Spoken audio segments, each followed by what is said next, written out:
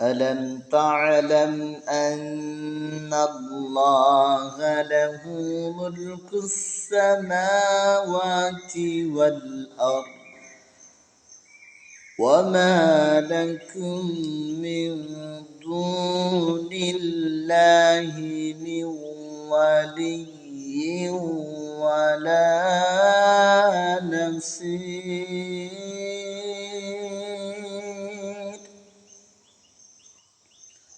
ألم تعلم أن الله له ملك السماوات والأرض তুমি কি জানো না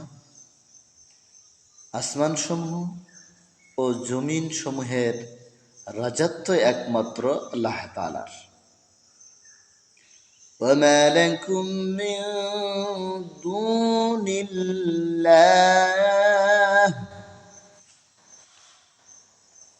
আর আল্লাহ ছাড়া তোমাদের কোনো অভিভাবক নেই।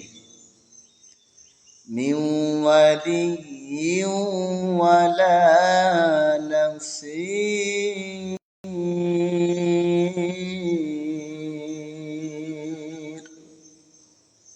আর তিনি ছাড়া তোমাদের কোনো সাহায্যকারী নেই। সম্মানিত দিনী ভাই ও বোনেরা, আসমান এবং জমিন সমূহের রাজত্ব মালিকানা একমাত্র আল্লাহ তাআলার। মানুষ ভুলে যায় সামান্য কিছু জায়গা জমি সম্পদ অর্থের মালিক হয়ে নিজেকে অনেক কিছুই মনে করে, অনেক কিছুই ভেবে বসে, নিজেকে অনেক বড় মনে করে। আল্লাহ তাআলা এই জন্য স্মরণ করাই দিচ্ছেন যে আসমান সমূহ এবং জমিন সমূহের রাজত্ব মালিকানা একমাত্র আমি আল্লাহ, আল্লাহ তাআলার।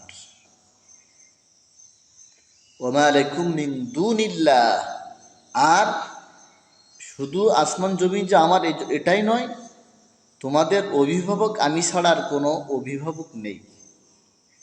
প্রকৃত অভিভাবক একমাত্র আল্লাহ তাআলা।